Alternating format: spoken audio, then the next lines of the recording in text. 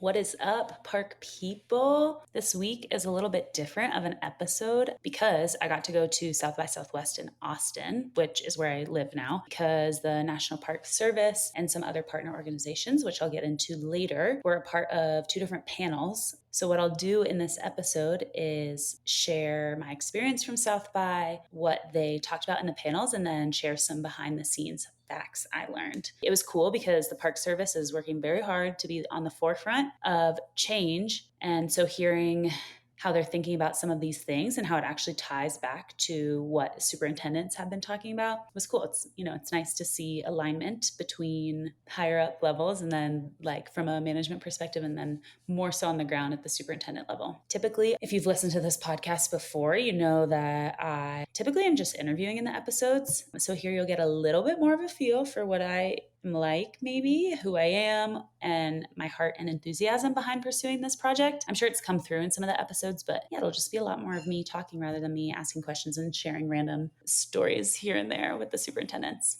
If anything, the most exciting part of South by was meeting folks in person from the National Park Service, from the National Park Foundation, and other partner orgs. I was very giddy, to say the least, and I really think everyone could tell. It was very evident. Yeah, I don't hide my emotions very much. So yeah, it was probably fun for them, and it was fun for me. Since I've actually started the podcast, it was my first time meeting people in person who work for the Park Service or partner orgs. And so yes, it's been amazing to have the conversations virtually, but just getting that in-person conversation experience and exposure was pretty unreal, honestly. And it was cool to meet people who were passionate about the same things I was passionate about, who like honestly knew about superintendents, knew about some of the same people, and were also passionate about elevating the stories of our national parks. Hopefully, based on some of the conversations I had, I'll get the chance to travel in October to a few conferences relating to the Park Service and their partners, which would be awesome, to say the least. I love traveling. And again, it would give me a chance to meet more people in person. So get ready. In the realm of other exciting in-person opportunities coming up, this is kind of random, but just something I'm doing with the Park Service, I was invited to an eclipse viewing party with some folks who either currently work in the Park Service or used to work in the Park Service. So I'll be driving up to Waco and going to this event and getting to meet some superintendents in person. And again, these in-person opportunities give me a lot of energy and keep me excited about the podcast mission, even though I'm just like on a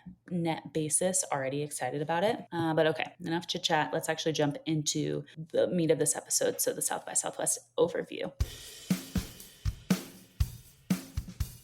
Welcome to Who Runs This Park, a podcast where you are invited into the hearts and stories of those who have committed their careers to the protection and preservation of our great national parks. Who Runs This Park aims to be a catalyst for inspiration, highlighting all that goes into managing our national parks and building a sense of appreciation for the invaluable beauty, diversity, and history of our protected lands.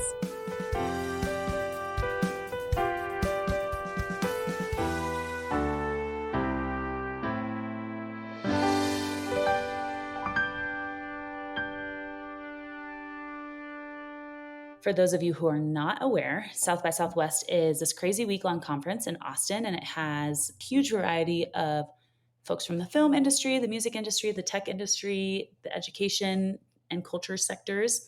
And it was cool because I grew up in Austin and have not really ever gone to South by and have definitely never gotten a pass.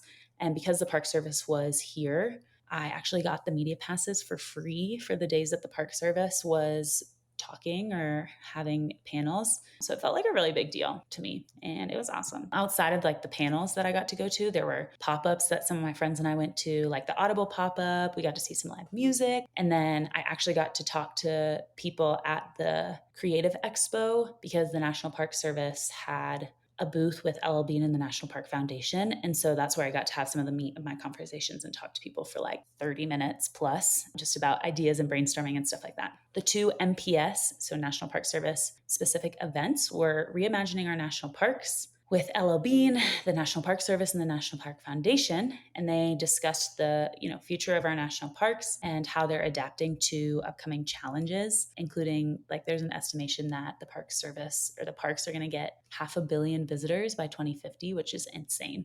And then the other panel was Young and in Gov, which was a conversation aimed at addressing the challenge that only 70% of employees in the federal service out of the current almost 3 million federal employees are under 30. So they're just talking about like, what does it mean to be younger and in the government? How can we increase those numbers of people under 30? As I mentioned, L.L.Bean and the Park Foundation and the Park Service had a booth at the Career Expo.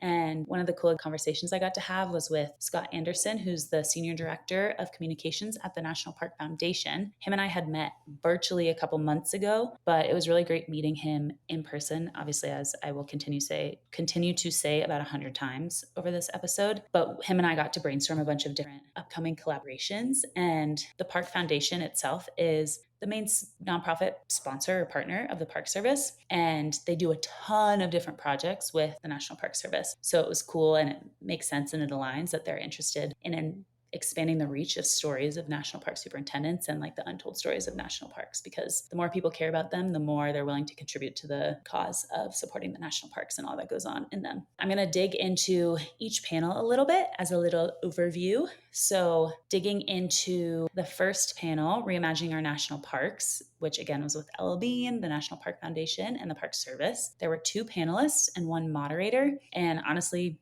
they were dropping the interesting facts and tidbits like nobody's business. Present at the panel was the CEO of the National Park Foundation, Will Safroth. And as I mentioned, I'll explain a little bit more about the Park Foundation, but they're really dedicating to helping the Park Service accomplish their goals through both private philanthropy and innovative public-private partnerships. And they've actually been doing this for the past 50 years. So we could have a whole separate episode highlighting all the things that they've done, just because there's so much, and who knows, maybe there'll be something like that down the pipeline. Stay tuned. Anyways, Will was the moderator with Lena McDowell, the Deputy Director of Management and Administration for the Park Service, and then Amanda Hanna, the Director of Brand Engagement and External Communications at LL. They were the panelists. As I mentioned, they were dropping so much interesting info, and the whole panel was centered around the fact that innovation has continuously been a core belief of the Park Service, or the national parks. And the national parks were even coined, as I've mentioned in the past, by Wallace Stegner as America's best idea. And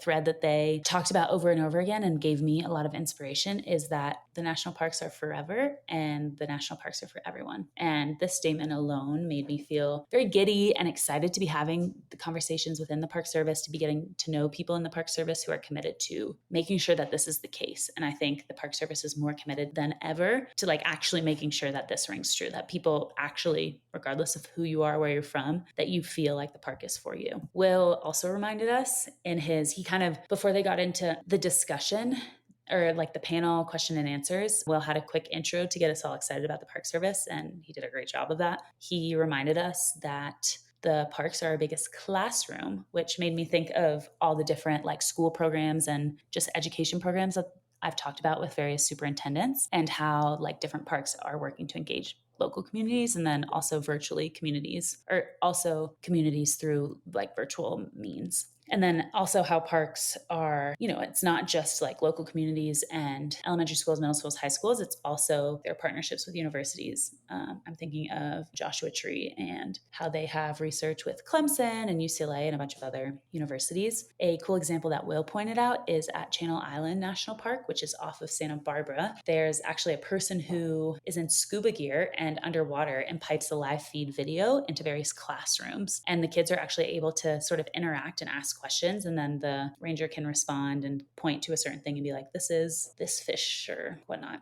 Additionally, as we've briefly touched on, last year I guess we talked more about the visitation in 2050, but last year more than 325 million people visited the parks. And just to say that again, 325 million, that's a lot of people. That's more than there are people, I think, or close to.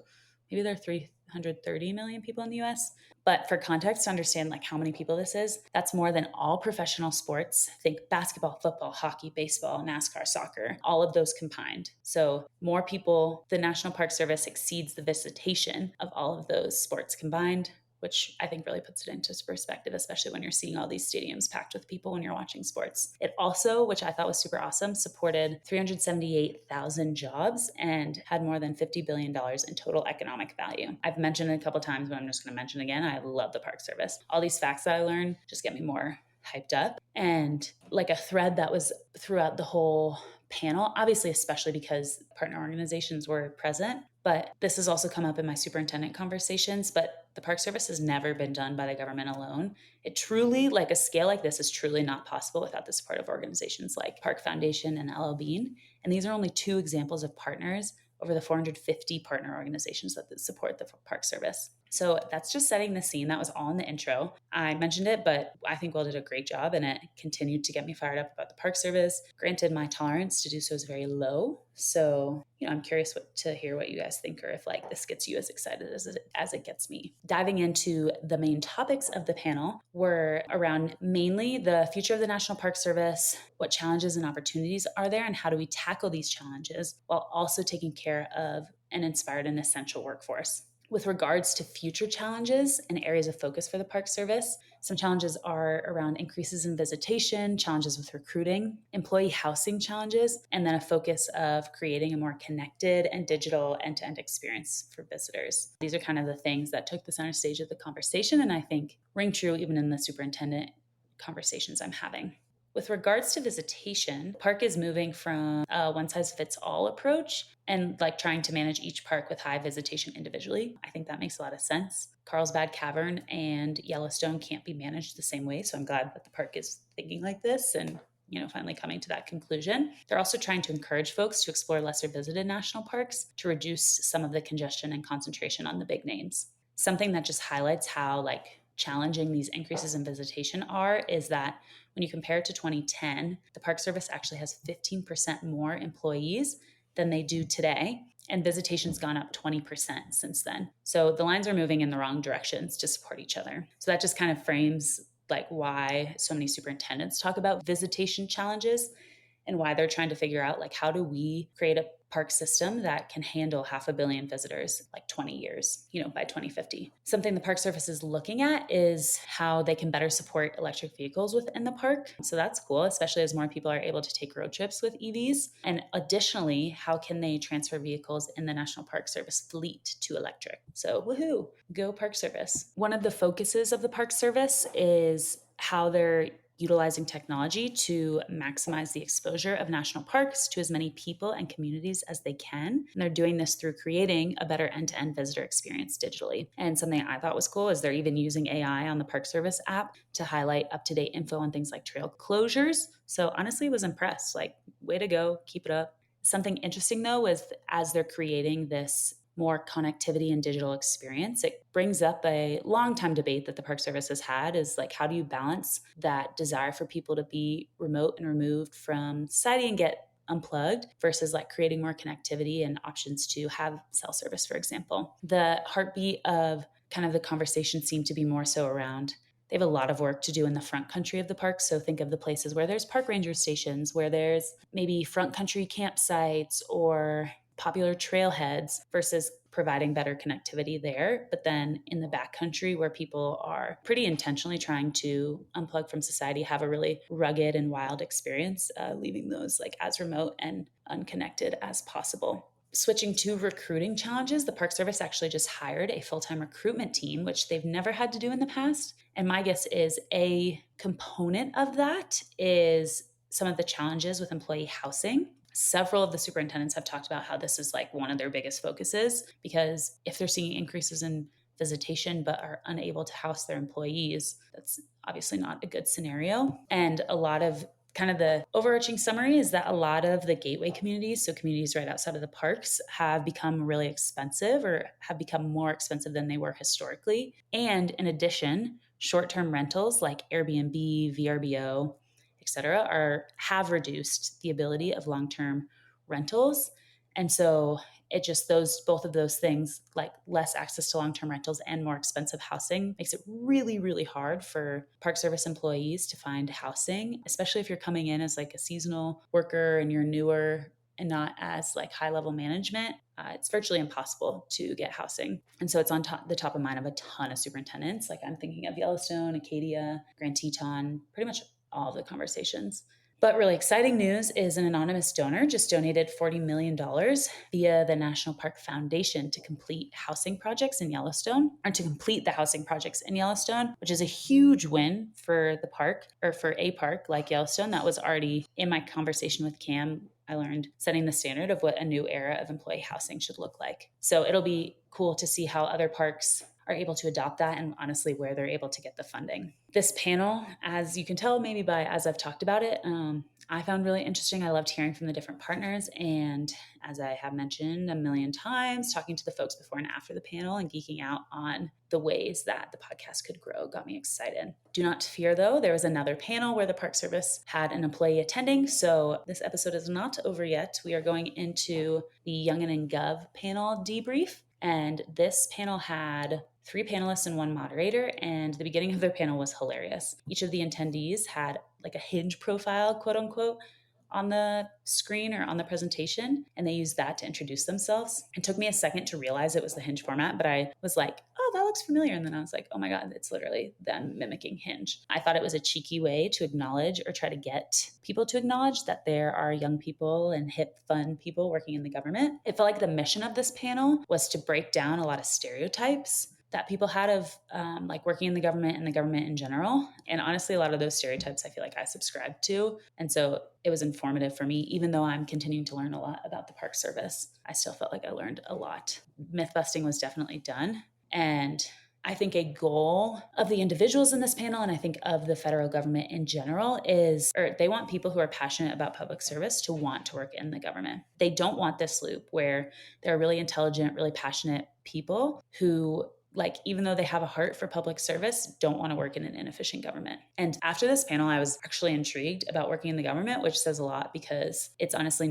something I've never considered. I mean, I've, considered maybe being a park ranger as I've learned more about the park rangers, but I think it opened my eyes to just the type of opportunities within the government. And so I'll be curious kind of what you guys feel after hearing a little bit more about some of the stereotypes being busted. It was also cool to see and have be reiterated the nonpartisan nature of government agencies, because they obviously need to exist and function and have consistency amidst changing presidential terms. And I think that was a stereotype that they are working to break. Like, you don't have to be super politicized to work in the federal government. And I think there's like a beauty in being able to get things done despite the presidential term that you're in. The panelists and moderator were actually all from different agencies, and just the opportunities I'm getting to learn all these new and interesting things about the Park Service in the previous panel, and then in this panel just about our federal government and how it's supported and run is really interesting to me. I feel like a very eager sponge soaking up all this new information. The moderator was Julie Crump, and she works for the Executive Office of the President. And the morning the day of the panel, her agency had actually released the president's budget. So again, just cool things that she was working on. The first panelist was Zach, or I guess they were all sitting there together, but one of the panelists was Zach Barger. And him and I had actually emailed before the panel because he works for the Park Service and he oversees the customer experience of both recreation.gov and volunteer.gov. Recreation.gov is where you can make reservations online for backcountry permits, lotteries, think Half Dome camping reservations, and volunteer.gov is where you can go and sign up to volunteer in one of the national parks. And I think they get hundreds of thousands of volunteers every year. Another one of the panelists was Louisa Scholler, she was the youngest panelist. She was the Gen Z representation, as she said, and she is a U.S. Digital Corps Fellow, which places early career technologists into agency positions. There are a ton of cool fellowships across the government, which I'll get into a little bit later. But what got her involved in this fellowship and in the government in general was her interest and passion on reducing administrative burdens, which I thought was super cool. I'd never really thought of this, but it's essentially how can we reduce onerous loopholes that people have to jump through in order to access public goods. It made me think of industrial engineering and how that type of engineering is aimed at identifying efficiencies, usually in the sense of a factory or something or a process. But it made me think of its IE for government processes. And yeah, I just thought it was cool that that was something she was passionate about and that she is actively pursuing. The final panelist was Greg Shanahan, who currently works for USAID, which stands for Agency of International Development. And again, I was learning a lot. I have no idea if you all already knew all these things, but I actually didn't know a lot of the different agencies. And USAID specifically advances U.S. national security and economic prosperity. It aims to demonstrate American generosity and then promote a path to self-reliance and resilience globally. Greg actually taught high school government, but then because he was preaching about the federal government, it kind of got him intrigued and interested in actually working as a public servant in the federal government. So I found that inspiring. Each person in this panel had a very inspiring call to be a public servant, which I really respected and valued. I think when people have a calling in general, I always find it really honorable, just because I always kind of am like all over the place. And so it's cool to meet people who just felt very called to pursue a certain thing, which I guess I felt very called to pursue this podcast at this moment. So, but yeah, from like a public servant perspective, I was really impressed and like honored to be listening to them and getting to talk to them afterwards. Well, I'm always curious to learn people's stories, which shouldn't be surprising to you guys because I literally have a podcast learning about people's stories. I was like pleasantly surprised by just the facts that I got to learn from the panel outside of just learning the stories of each of these individuals and like how they got into the government. Some of the biggest takeaways from this panel were the cool fellowships, the ease of transfers, the retirement tsunami, which we'll talk about, and then how this generation is facing unique financial challenges. So for the fellowships specifically, in my interviews with some superintendents, a few of them have done fellowships, but I'm always shocked to learn how many there are. An example is David Smith, the Golden Gate National Recreation Area Superintendent, did the Bev Veneto Fellowship in DC. And then Greg on this panel, who again works for USAID right now, he did the Presidential Management Fellowship, which just on its own sounds very stately and fancy. And it's specifically designed to bring people out of grad school and into the federal government. It's a 2-year program and it helps jumpstart your leadership career within the government. Greg worked at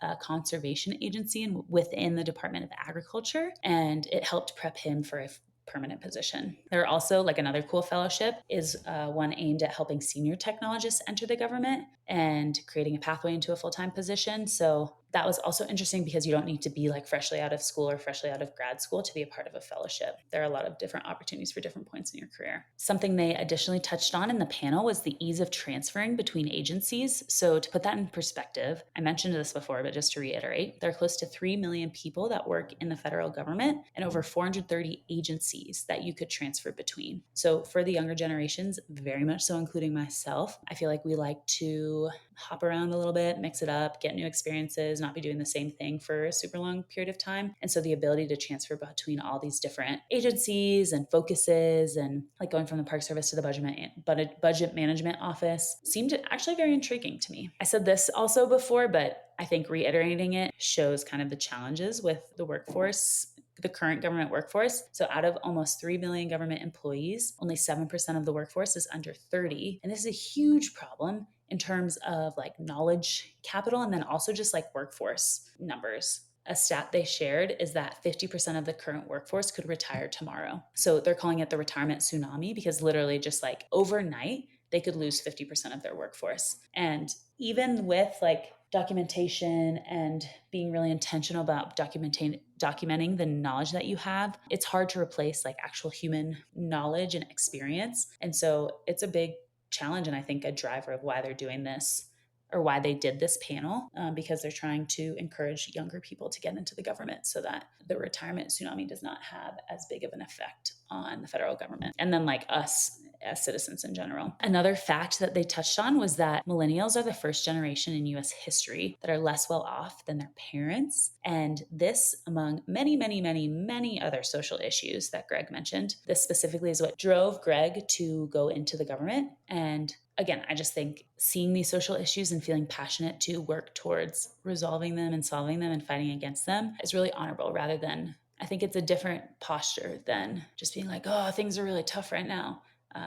So I really admire them all for like seeing some inefficiencies or seeing some challenges and feeling passionate about going and working to fight them within the government. It was very cool. As I've said, it was really cool to hear from some of the younger voices in the government. And I was surprised to find myself intrigued by the opportunities. I also, as I mentioned with the Reimagining National Parks panel, for this panel, I also was like geeking out meeting all of them, and especially Zach because he's the Park Service employee. and just being able to share my excitement for the podcast and seeing him see the value in it. And I had recently interviewed the Grand Canyon superintendent, and he had just been to the Grand Canyon for like a training program and got to talk with Ed. And we were sharing some of our stories of having conversations with Ed, the Grand Canyon superintendent. And like, that was just fun. Not everyone knows what a superintendent is. And so it's fun for me to be, taking off the hat of like bringing people into that fold and educating people who superintendents are and what they do. It's fun to also talk to people who are already in that world and already have such a high respect and regard for park superintendents and like the craziness that they deal with every day. It's nice for me to have, the affirmations every once in a while that telling these stories at a large scale is a worthwhile endeavor.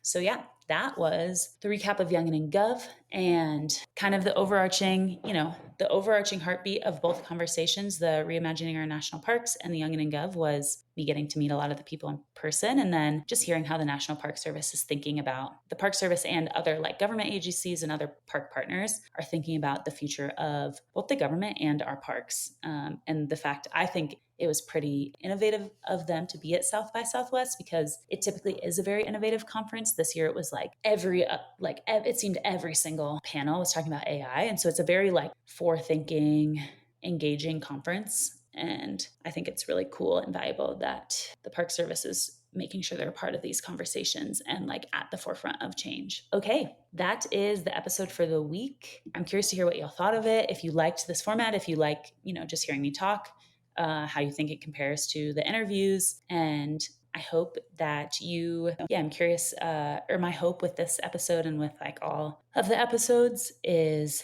that you leave feeling more enamored with the Park Service and more inspired by our national parks and just continue to become a steward of our national parks. And so, my hope is to be building a community of park enthusiasts that care deeply for the like historical, cultural, natural resources at the parks, and that we can all become better stewards when we tell our friends about it. And then when we go visit the parks, which we all hopefully get to do soon. All right. Okay. Love you guys lots and see you in 2 weeks with the Grand Canyon episode release. Thanks so much for listening today. Our music was composed by L.L.Bean. If you liked this podcast, rate, review, download, and tell your friends about it. This ensures the stories of our national parks and how they are run are shared. Listen to the other episodes wherever you listen to your podcasts or visit us at whorunthispark.com to learn more. I'm Maddie Pellman, and you've been listening to Who Runs This Park.